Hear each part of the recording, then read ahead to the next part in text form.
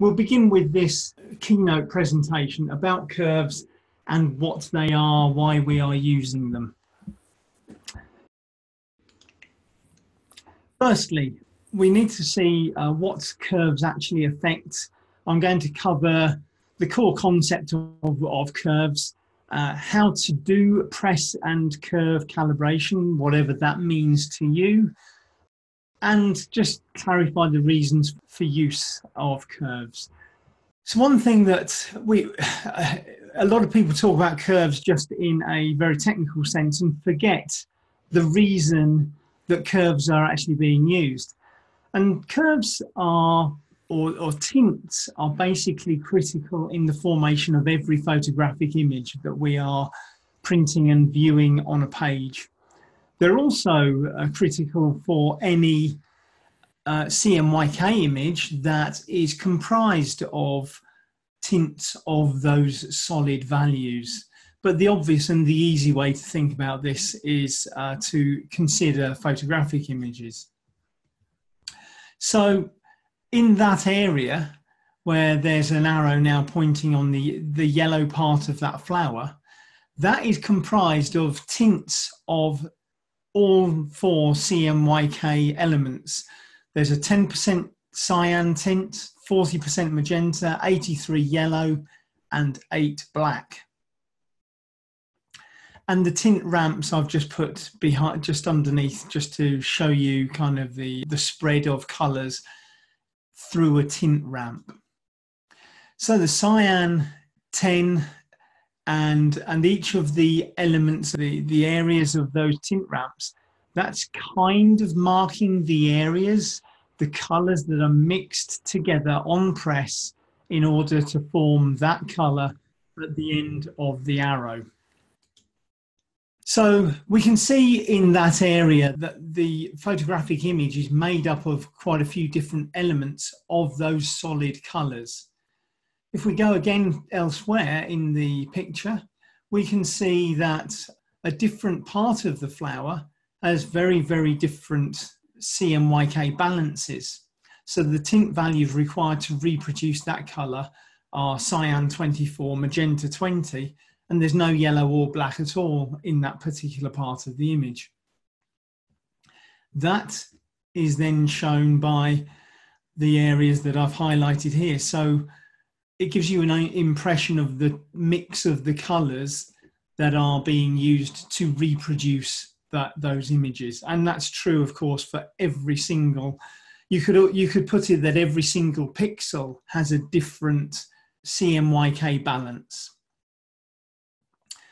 Now, if those balances are off, then we start to see problems in the images. So I just want to show you a tint ramp as it normally would look. And I've put at the top, unmanaged tints commonly display a problem. And the problem is that if you look at the 50% area, it actually looks visually lighter than you would consider it should look if you look at the white and the 100% area. That 50% area probably looks like it would be, if you were to guess, if we were to extract that area and I were to ask you what the percentage tint value was, then you might guess that it's maybe 35% tint, something like that. So 50% typically looks lighter than it should.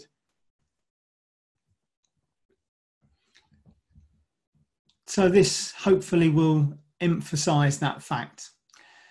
So what a curve tries to do is to correct that visual incompatibility.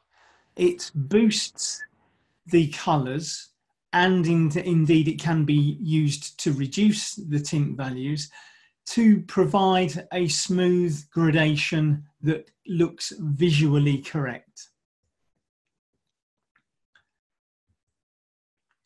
So curves are used to manage the even distribution of the tints. They correct the visual impression of the tint value,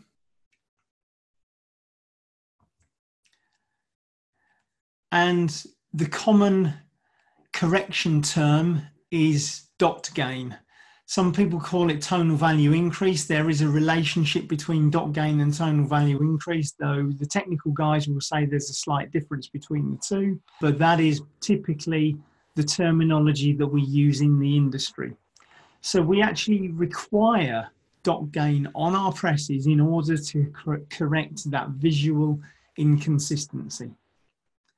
We also have effects not only on the colors of standard images, but also this affects the gray balance. So curves are typically used in the printing industry to correct gray balance as well. Why is that? Well, gray is not a solid black.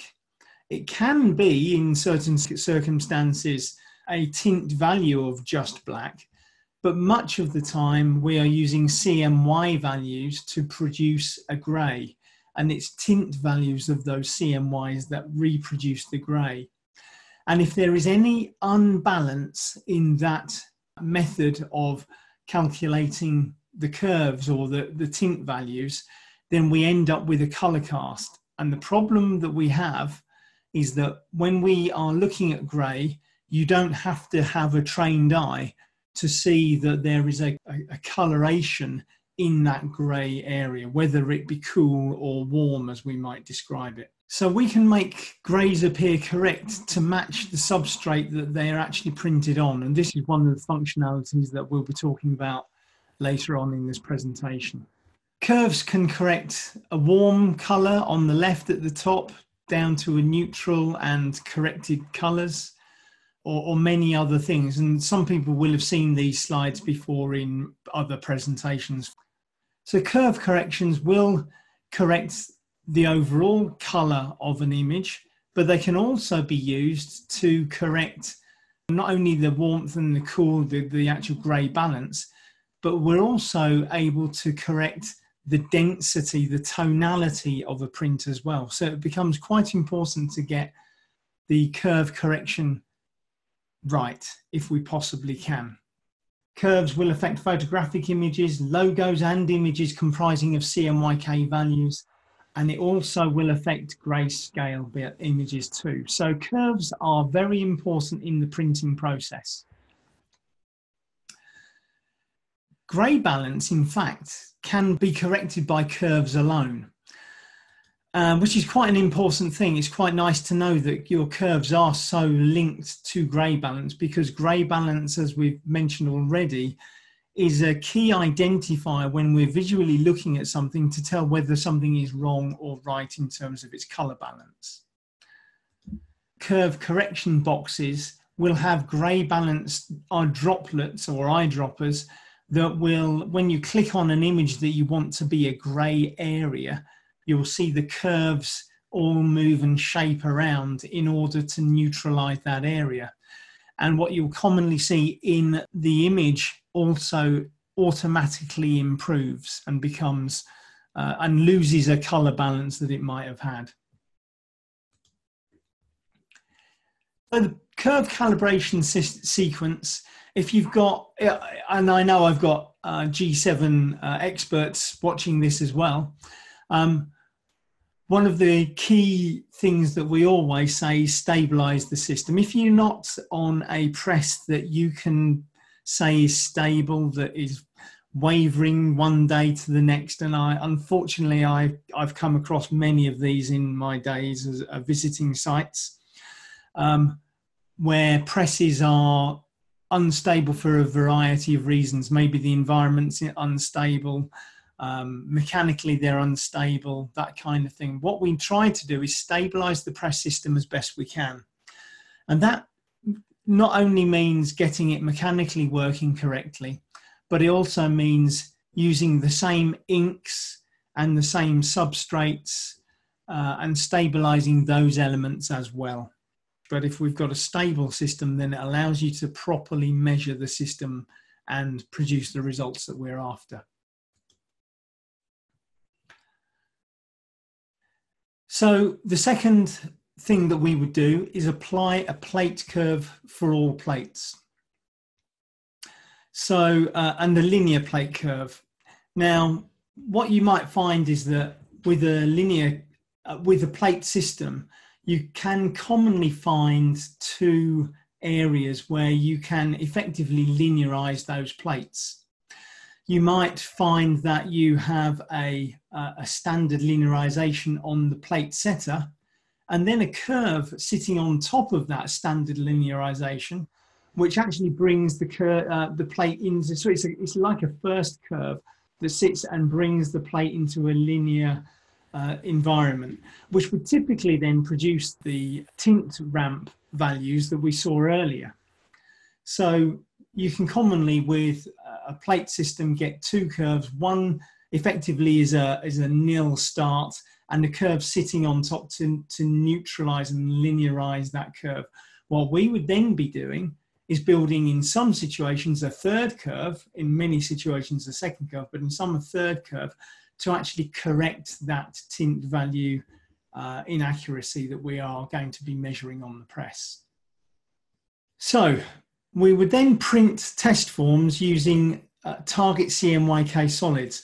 So during the print run, we would be using PressSIGN in our situation to ensure that we're matching the solid color requirements for CMYK. And that's actually the only thing that we would really necessarily be doing during that print, that first print run of the test form. We're trying to make sure the CMYK solids are correct. And we don't mind whether we are scoring well or not. That's actually quite irrelevant in this situation. What we want is to just get the solid colors correct and consistently correct for the rest of the test run, which may be a couple of thousand sheets of paper. So we're running the press at a stable, repeatable level. Whilst we're running the press, we're actually measuring the sheets, but we're only looking at the CMYK solid values. If you're scoring 50% in PressSIGN and you're well familiar with the scoring functionality of PressSIGN, it doesn't matter during a linearization run that you're scoring 50% or 60% and not getting 100. We don't want you to be getting 100% because we're only looking at the CMYK solid values. It's after this run that we are going to expect your scores to improve. So we're, throughout the run, measuring the charts to ensure that we've got the correct CMYK solid values.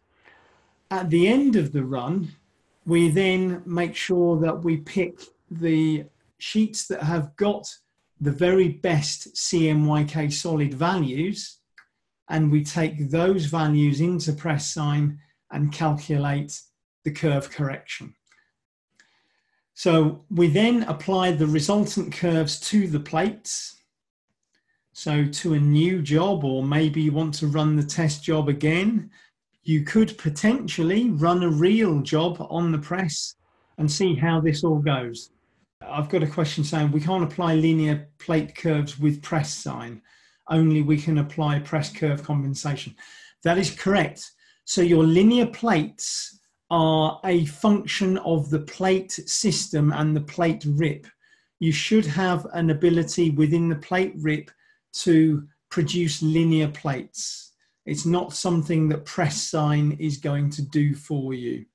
We are measuring the press results and producing curves that you then reapply into your plate curve rip system. So we print and monitor for iterative adjustments. So you might run a real job on the press with your first iteration, and it might be very, very good.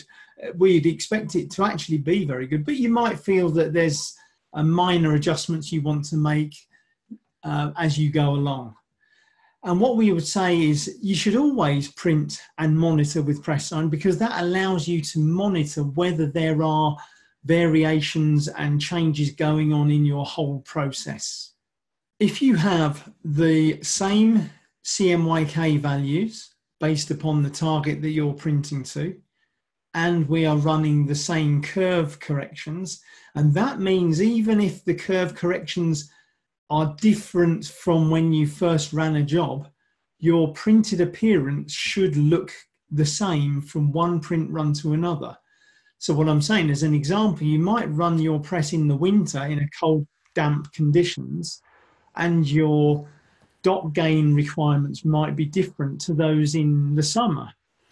But the application of correction curves should give you very much the same printed appearance from one print run in the winter to the same print run in the summer. I'm just going to answer a question here. I've got back to linear plates. Does that mean, for example, that 50% patch measures 50 on the plate itself? The answer is absolutely yes. This also might require the technical calibration of the plate setter itself. So you should have a plate reader. You'd normally have a set of wedges, grey balance wedges or tint wedges on the plate itself off of the printing area. And you can measure those with a plate densitometer. And where it says 25%, it should be 25%, 50 should be 50, 75 should be 75, and so on. So that would prove that you have a linear plate. Now, again, it's pretty unlikely that you're going to get exactly that, but we would say that there should be a maximum of a 2% difference at 50%, you know, plus or minus. So your 50% really should be reading 52 or 48 the most. If it's any different to that, you need to get your plates corrected. Okay. Thank you for those questions. That's great questions. So how do we finally, well, what makes up a good color bar or a color strip or a strip wedge, whatever you want to call it, for your press in order for you to measure and properly compensate for your correction curves? Well, these two color bar strips are very good examples, or at least partially they're part of a strip, but they're good examples. What we need is tint patches of each solid color. Now, today I'm not going to cover spot colors. That's something I'll happily do in a future presentation. But of course, spot color tints are a possibility as well, but a bit of a specialist situation. So here we're just talking about CMYK. So we need tint patches of each solid color. Now, I don't know if you can see my cursor in the patch list here, and I've got the labels around the curves. You can see the color bars have 75 and 25 written by them and 50. So they are the tint values of those solid colors. And preferably we have more than one patch per color. So what I mean is, if you've only got the room, or for some reason there's a technical restriction that means you can only fit on one tint value, then people commonly use a 50% tint. However, ISO specifications require 3. And typically the 3 patches are 25, 50 and 75%. However, if you're using a Heidelberg press and a Heidelberg system, they might be using a 10, 40 and 80% patch. In fact, any other patch values are viable for this. If you're only measuring one tint, the problem that we have is that curve shape might be balanced not nicely in the center, and that might be the requirement. So having 3 different tint values gives the curve a correct shape, because it may not be a perfect arc that is required to help your press system. There may be more problems in the light end and less in the dark end. So a perfect arc is very unlikely to be required in a real world situation. Color maintenance, constant monitoring with PressSIGN enables you to track press variations and make corrections as necessary and as you're going along. We would recommend that you use PressSIGN throughout your print life. You are able to then not be shocked when 6 months down the line decide to make a measurement and find that your dot gain has gone through the roof. If you ensure that you're monitoring your runs as you go along, this enables PressSIGN to monitor that for you and can show you in the trends diagrams where things might be drifting as time goes by. So regenerating curves restores the conditions under which the original prints were made, and effectively ties them to the target color standard that you're aiming for. And PressSIGN allows you to regenerate curve corrections when required. One of the questions I often have is, how often should I be correcting my curves? Well, when they're required, but you shouldn't be doing it every day. With the provisor, on an offset press, you really should be doing it maybe every 4 to 6 weeks. So if you find yourself in a situation where you're feeling like you need to do it more regularly than that, even once a week, then you need to look at the stability of the press and what's going on, what is actually affecting the general stability of the press. In the digital world, which we also provide correction curves for, it can be quite common that you might produce curve corrections on a digital press every day. And in fact, some situations I've seen them produce new curves twice a day. And there you all were thinking the digital presses were the most stable thing, but they commonly are not.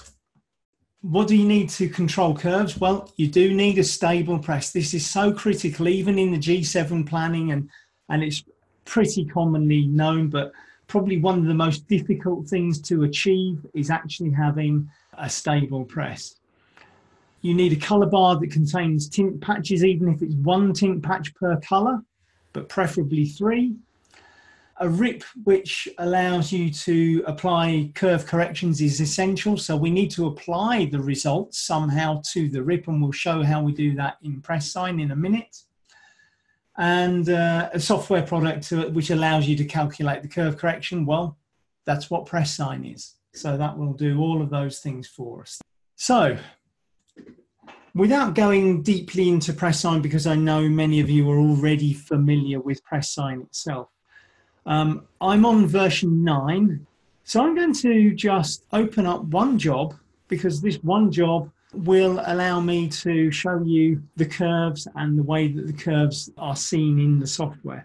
For those of you who are not on version 9, in version 9, one of the features that we added was in the curve dialog box at the top here, we have included the ability to see both the TVI curves and the NPDC, the neutral print density curve dialog boxes, which the neutral print density curves are the ones which are used in the G7 process. I'll click on it. We won't hang on there for very long, but those are the NPDC curve dialog boxes.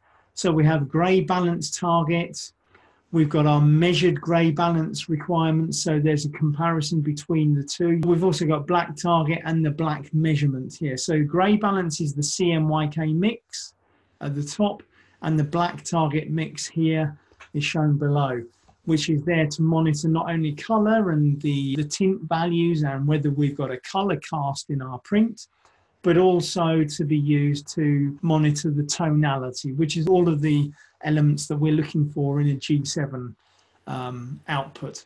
PressSIGN is G7 certified, so we make the calculations in a G7 compatible methodology. And we've got certification from ID Alliance to prove that. I'm going to, however, for this whole demonstration, go back to the TVI line and show you the curves, because this curve functionality is much more easily understood here. I'm going to just highlight the cyan first. And what we see in our PressSIGN Curves window is a solid line. And that solid line represents the target curve. That's the prescribed required curve that will make a tint ramp look visually even from the 0 to the 100%, if you think back to the slide that I showed earlier. So we need a lift all the way up to 50%, and maybe we need a little bit for it to come down as we approach 100%, so we have this even visual look. So that curve has been calculated for us in the past using multiples of press data. And that curve is prescribed in this situation, well, within an ISO 12647-2 process. So if your press target is different, it is likely that your TVI target curve will be a slightly different shape as well. So the curve that you see here is a common TVI curve shape. And we've made measurements of a press sheet, and the measurements have suggested, if we highlight the cyan and we look at the cyan color, PressSIGN says it wants 6% more density in the cyan in order to get the color as good as it could potentially be on this press. However, we are in target for the solid color because we've got black values here. So our delta E solid value is within target. It's only a delta E of 1.37. But we're talking about curves here. So let's have a look at the measurements, and the measurements are shown as a dotted line, and these very, very closely track the target line, which is the solid line in our interface. So I would say that both our solid and our dot gain for the cyan color itself in this situation is very good. We're a trickle underneath the target line for most of the way, up to about 65% tint. And so where PressSIGN is saying add 6% more, that addition of a little bit of extra density might well push up the dot gain here and really track very, very well for both the dot gain and the solid color. So there is a correlation between adjustment on press for a curve, but the problem that you have is that if you adjust the density of a solid color, you're actually affecting the color. And it might be that your delta E values start to drift out because your color becomes too affected. And we don't want to do that. So the curves come after the fact that we've got the right solid colors. Let's have a look at magenta. We can see that our magenta PressSIGN is specifying 5% additional density, which isn't too bad. And again, we've got a delta E of 1.27. It's actually less or closer to being correct than the cyan was. But we've got quite a climb in the curve to the left of the tint value. So up to about 70%, we're climbing a bit high, and we then dip below the curve requirement after 70%. However, you probably can make out that there's a shaded area, and this shaded area denotes that we are in target for the curves. So you could just continue and say, well, I'm in target and everything's good. You don't really, as a press operator, want to add the 5% prescribed by PressSIGN to the solid, because that's very likely then to push out the curve into an area that we're outside tolerance and we start to lose percentage score. So there is this balance between the two.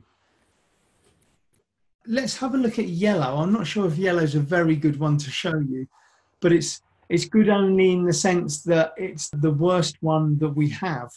And I apologize, but I hope you can make out that there's a dotted yellow line that's running along the side of the cursor here, well below the tolerance area of the target yellow line that we have here. The dot gain is incorrect. We're not printing enough yellow based upon being correct. And you see here in the yellow solid area, we've got only a 2% adjustment. The PressSIGN is saying to the solid to give us the right color. So PressSIGN is essentially saying, with that yellow on that substrate, you're as good as you can get. But our dot gain is well below. So what we would then need to do is to generate a correction curve for the yellow to bring that curve back up to the target line that we see here. If I just quickly go to black, that represents a very similar kind of curve where we are underneath the tolerance area. So our black has not got enough dot gain in it to give us effectively, if you think back all that way, we're trying to get a smooth gradation of the tints of that color. And our black would be very light at the lighter end. In fact, light all the way through, because our curve is well below the target line. So that allows us to see all of the curves together and the shape, and this one's target line that we have here is specified target for an ISO print. But what we'll now do is mention how we in PressSIGN go to export and generate these curves. And this is a new function. These are new functionalities that many people don't understand. So I'm going to stay on this screen and click one button that will start things happening in PressSIGN that you may never have seen before. The button I'm going to show you is this plate adjustment button. Well, let's try the black because that's kind of good. If I click on the plate adjustment button, we're going to see a new line appear on the graph. And our new line is this one that's appeared at the bottom. If I just turn it off and turn it back on again, this line here with the long dashes is our plate adjustment curve. It starts basically on this flat line here at 0%.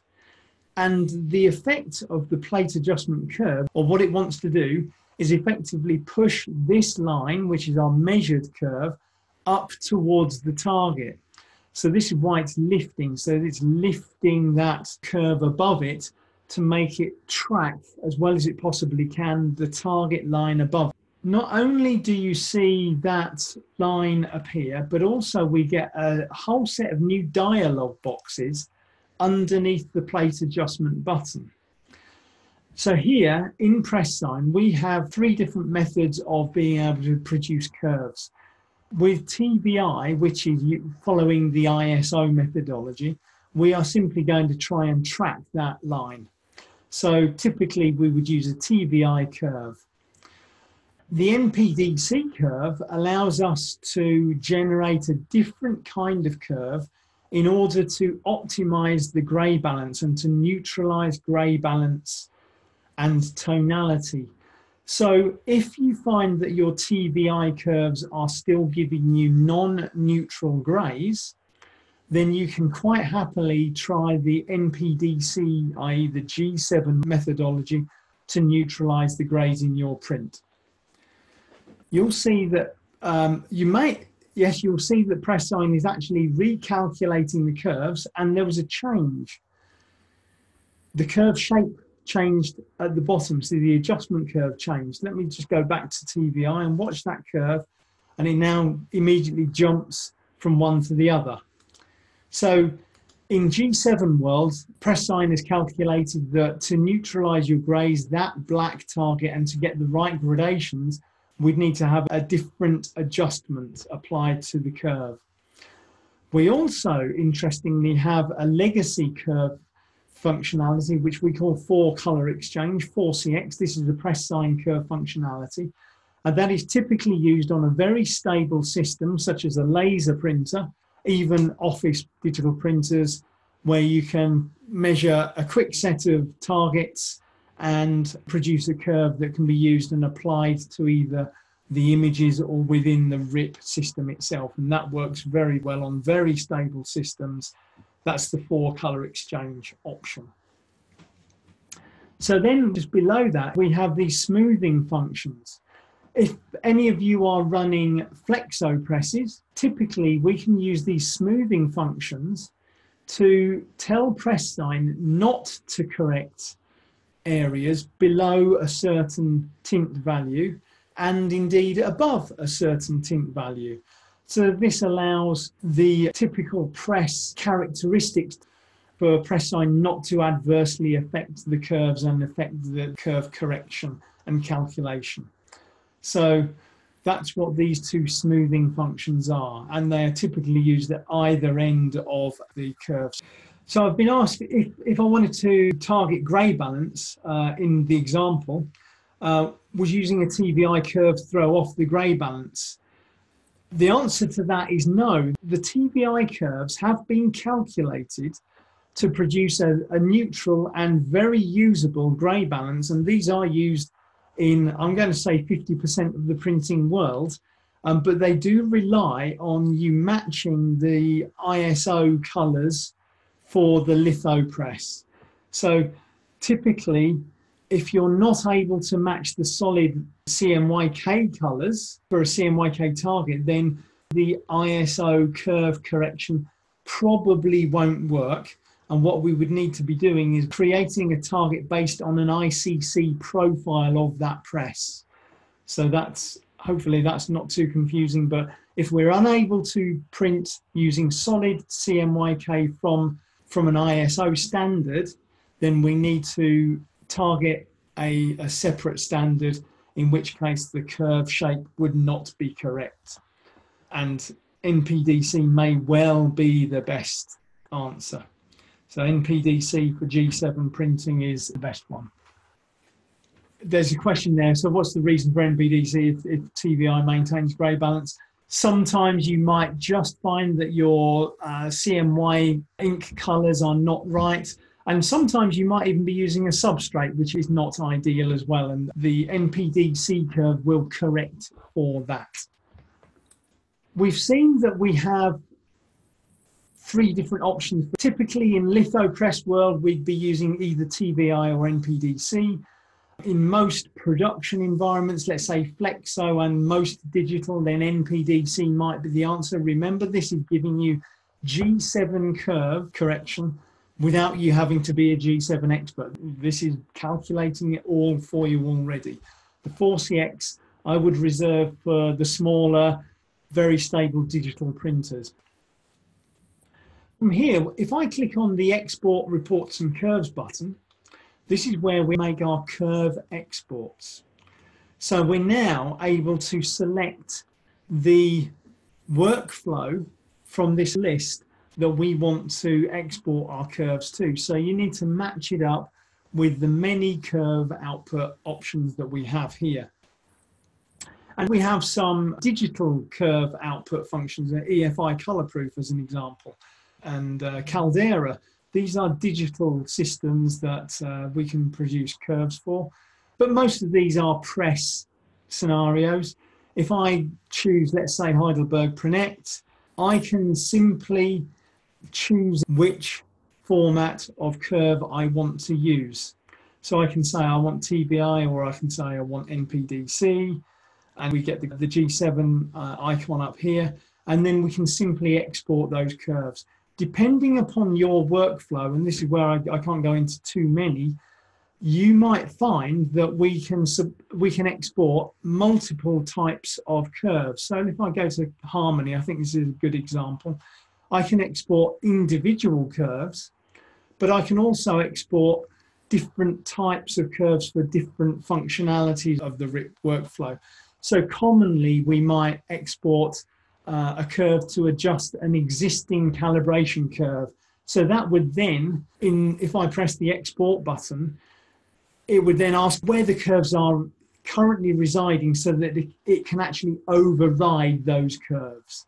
So we can overwrite curves that are sitting on a system already. So if I were to hit export, it would do that. I don't want to do that right now.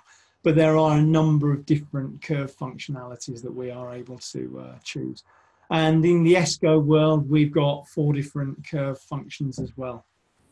Just to clarify this, we have the reports page on the same dialog box because our reports are based upon the curves that we actually produce. So we like to report based upon which curve functionality we've chosen. Remember that these NPDC curves are fully compatible G7 curves for your press systems and would produce a curve that typically, in this situation, would push up that existing measured curve to match the target curve, or in the world of G7, to match the grey balance requirements for neutrality and for tonality. I have a comment about that they are actually very close to what we get with Curve 4. They are meant to be nigh on exactly the same as any G7 curve output software. The curve calculation functionality is prescribed as part of the G7 system in order for us to achieve our G7 system certification. So they should be close, if not exactly the same. There was a question earlier regarding substrate colors. So if I just go to new job, just to cover that, if I start a new job, it's just in this area here where I've got my target. And if I target, let's say premium coated, I have a button that says target CMYK lab values to be adjusted relative to paper. If I tick this button, then PressSIGN will dynamically adjust the CMYK value requirement. So if you look at the cyan here, we've got a target value that we'd need. It will be dynamically adjusted based upon the paper color in order to give us a visually correct print output. So this effectively allows PressSIGN to not only adjust the solid color requirements, but it will also affect the gray balance requirements as well. So I would say typically if you're using a CRPC 6 or a Gracol standard, these are based on G7 standards and we should be using an NPDC curve output.